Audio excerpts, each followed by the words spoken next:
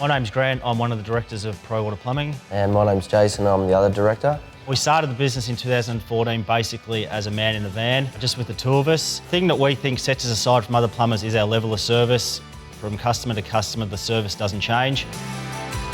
Before using ServiceM8, there was a fairly big paper trail, a lot of paper used, things were getting forgotten. And the process between us logging a job to actually invoicing a job was a lot longer.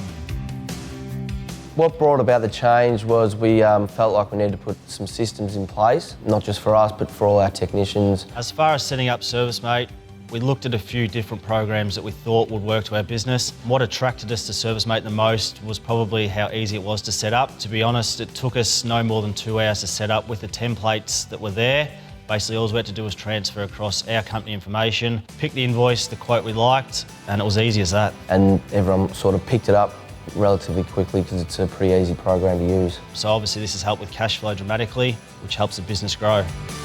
ServiceM8's changed the way we communicate and work as a team, because if somebody goes out to a job, they just write a note in the diary, and if someone else needs to re-attend that job for any reason, then there's little notes in the diary, they can just follow up, so everyone keeps everyone else up to date. As business owners, we find obviously the bigger we get, the more technicians we've got. ServiceM8's help communicate with our technicians a lot more.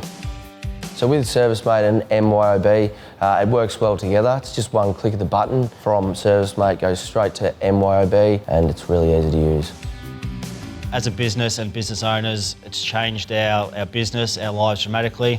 We've been able to create a work-life balance now, whereas once upon a time, we were sort of working 14, 15-hour days. We've grown now, so for us it's a massive thing to be able to create that work-life balance.